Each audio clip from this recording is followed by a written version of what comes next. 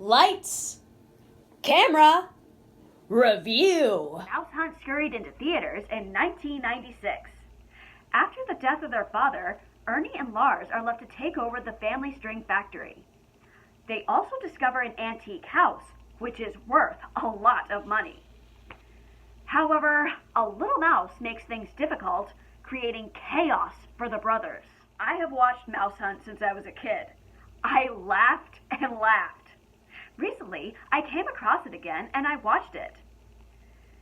The film is not perfect, based purely on comedy, but still, the film manages to find a satisfying moral.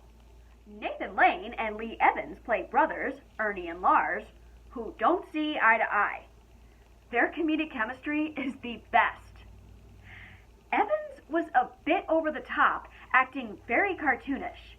Just watch the way he runs or the over-exaggerated faces he makes.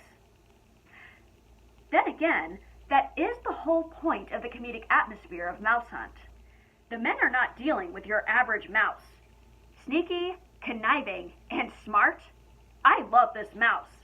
All of the mice and rat stunt doubles were directed very well. You feel like you know him. On my most recent viewing, my friend pointed out the significant theory about the mouse. In the hundreds of times I have watched this film, it changed the movie for me. Mousehunt would not be what it is without its fantastic ensemble. Viewers will recognize some actors who've had versatile roles in the film world. Credits include Vicki Lewis, Maury Chagrin, Deborah Christopherson, and Camila Soberg. Oh yes, and a memorable appearance by Christopher Walken, playing an overly intelligent bug exterminator. This film includes a few noteworthy actors who have passed. I have seen the late Eric Christmas in a couple of films growing up. The late Michael Jeter was a wonderful character actor.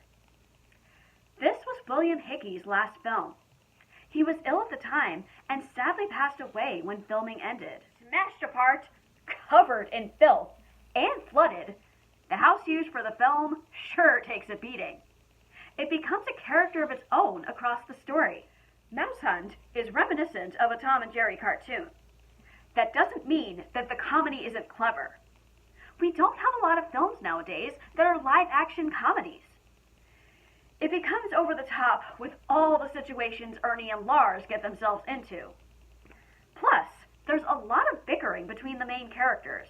Gore Verbinski did not let the cartoonish factor stop him from creating Mousehunt in his directorial debut. He took a risk in one scene. No CGI was used in the scene where 800 mousetraps are set up. That's right, filmmakers had to bait and set up all those traps several times while filming the scene. That is the definition of commitment. Mousehunt is not just a witty comedy. That is the whole reason why I watched it as a kid. The relationship between the brothers and their father never struck me as a kid. Listen closely to when Ernie and Lars are bickering about their father. Because I was a child, I never paid attention to how Ernie felt like an outcast in his father's eyes. With the new symbolism of the mouse, the film has a more deeper meaning than you realize. Movies change as you grow up. That's what I love about them. Mousehunt is a fun film for kids. Except, the overload of cartoon violence may not be appropriate for all age groups. Find it and have a laugh. What movies from your childhood are different now that you watch them as an adult? Speaking of which, the horror community has had differing opinions on Wolfman. Join me next time. Like, comment, subscribe to my channel or to my Patreon. My name is Marielle, and this has been another one of my movie reviews.